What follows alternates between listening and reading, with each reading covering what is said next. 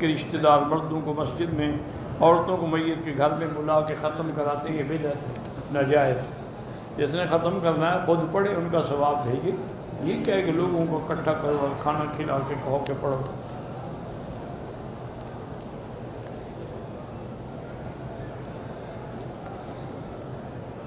کہتے ہیں کہ اختلاف کے زمانے میں اور لوگ جھگڑے کرتے ہیں، ایک دوسرے کو برا بھلا کہتے ہیں۔ بہرحال اللہ سب کو ہدایت دے۔ چھوٹی سی بات یاد رکھا کرو، جس کا عمل قرآن و سنت کے مطابق ہو وہ ٹھیک ہے، خلاف ہو غلط ہے بس۔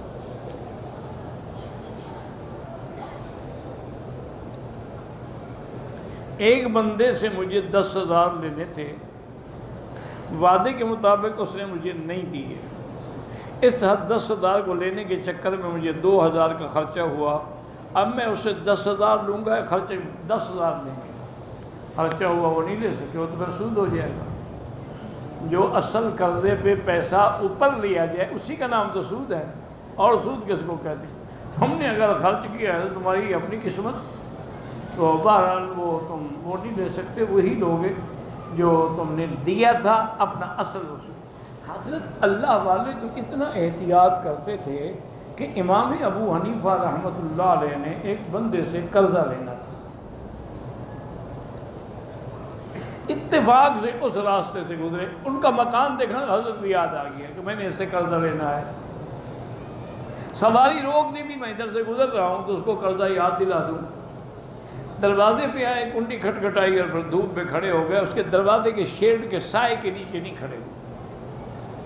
وہ جب نکلا ہو تو پریشان ہو گیا، امام ابو حنیفہ دروازے پہ کھڑے ہوں، مذاق تو نہیں ہے نا، اتنا بڑا امام۔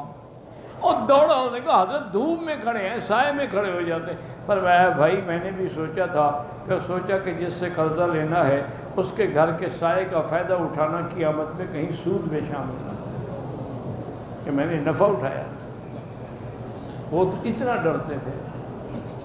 اب تو ماشاءاللہ جی، ہندو پیسے میں سود لیتا تھا، مسلمان سینکڑوں میں سود لیتا۔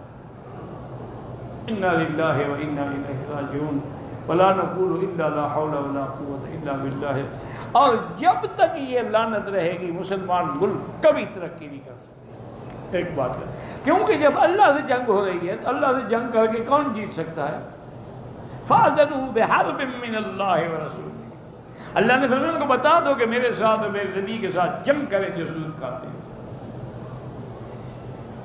انڈیا سے آئے ہیں، وہاں سارے مسلمان ہیں، بڑے بڑے مدارس بھی ہیں، مساجد بھی ہیں، مسلمانوں میں جوڑ نہیں، اللہ جوڑ پیدا کرے، کوشش کرو، ہمت کرو، باقی اللہ پہ چھوڑ دو۔ یہ اختلاف ہوتے رہیں گے، کبھی دن ہوگا کبھی رات ہوگی، ہمیشہ ایک موسم نہیں رہتا ہے۔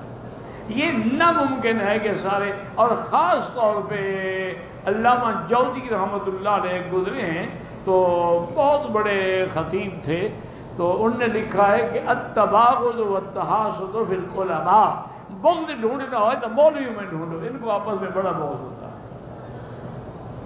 اب جب اتنے بڑے لوگ لکھ گئے ہیں تو ہم کیا کر سکتے ہیں؟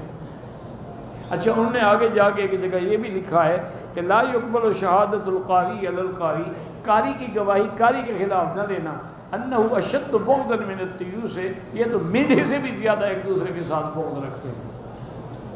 اللہ ہدایت دے، ہوتا رہتا ہے، اختلاف ہوتے رہیں گے، اختلاف میں دامن بچا کے نکلنا تو ایمان ہے نا۔ سب سے پہلے حج کس نے کیا تھا اور حلق کس نے کیا تھا؟ میں نہیں تھا اس وقت، میں ہوتا تو ان سے پوچھتا کہ حضرت آپ کا حلق کس نے کیا ہے؟ شریف آدمی، صاحب بات ہے کہ سب سے پہلے حضرت آدم نے کیا ہے۔ انسانوں میں پہلے انسان ہی وہ ہیں جن نے حج کیا ہے۔ باقی قیامت میں پوچھ لینا کہ حضرت حلق آپ نے خود کیا تھا یا کوئی نائی مل گیا تھا آپ کو؟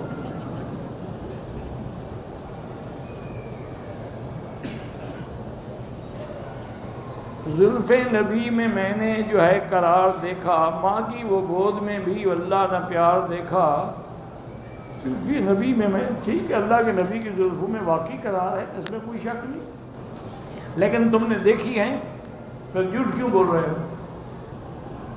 حضور کی زلفیں تو عظیم نعمت ہے نا، حضور کے بال عظیم نعمت ہیں۔ جب حج پہ حضور نے حل کرایا نا تو بال صحابہ میں تقسیم کر دیے، تو صحابہ نے وہ اتنے محفوظ رکھے تھے کہ حضرت معاویہ رضی اللہ تعالیٰ عنہ جیسا آدمی جو صحابی جلیل ہے، کاتب الوحی ہے، جب فوت ہونے کا وقت آیا تو ان نے اپنے عزیز سے کہا کہ میں نے 2 چادریں سنبھال کے رکھی ہیں جو میں نے اپنی بہن سے لی تھی، حضور کی چادریں ہیں، اس میں مجھے دفن کریں۔ حضور کے ناخن میں نے رکھے تھے اور بال وہ میری آنکھوں پہ رکھ کے مجھے دفن کر دیں اور مجھے اللہ کے حوالے کر دیں۔ اور لوگ باقی نعتیں پڑھنا تو آسان ہے، آپ میرے لیے دعا کرتے ہیں اللہ آپ کو خیر دے۔ کہتے جی انسان اپنی زندگی میں اپنے لیے قبر تیار کر سکتا ہے، تمہیں پتہ ہے کہ یہیں مرو گے؟ جب پتہ نہیں تو قبر پہ خرچ کرنے کا فائدہ۔ ما تدری نفس ماذا تکسب غدا وما تدری نفس بأی ارض تموت۔ کتنے لوگ ہیں عمرے پہ آئے یہیں فوت ہو گئے، کتنے لوگ ہیں مکے میں رہنے والے اپنے ملک گئے وہاں فوت ہو گئے۔ بلا وجہ خرچ نہ کرو، مر جاؤ گے تو اللہ انتظام کر دے۔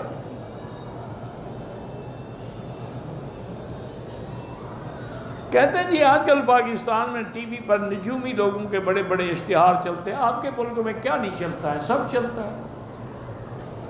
بہرحال نجومیوں پر عقیدہ رکھنا، اعتقاد کرنا، ان سے پوچھنا، پھر یقین کرنا کفر ہے، چھوٹا موٹا گناہ نہیں۔ اللہ پاک ہر مسلمان کو محفوظ رکھے۔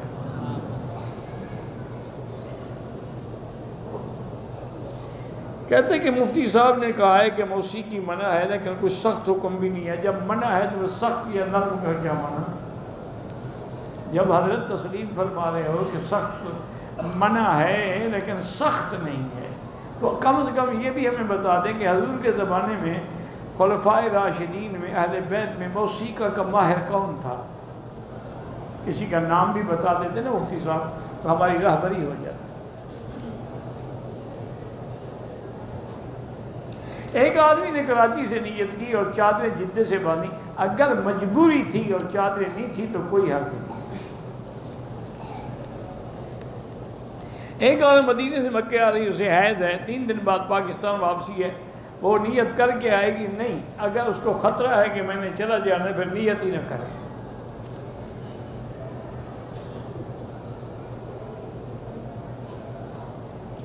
موتی مسجد لاہور کے اندر ہے شاہی قلعے میں، اس کے بارے میں آپ کی کیا رائے ہے؟ مفتی صاحب فرماتے ہیں اس کے اندر جناب جی کی دعا کہ اللہ کو پتہ جی میں نے نہ مسجد دیکھی ہے اور نہ مجھے پتہ ہے۔ جو مفتی صاحب کہتے ہیں ان کی دعا مکے میں بھی منظور نہیں ہوتی، مدینے میں بھی نہیں ہوتی، وہاں قلعے کے والی اندر کی مسجد میں ہوتی ہے۔ اس کا کوئی علاج ہے نہیں۔ اللہ کے بندے خدا ہر وقت سنتا ہے، ہر جگہ سنتا ہے، وہ جانوروں کی بھی سنتا ہے، کتوں کی فریاد بھی سنتا ہے۔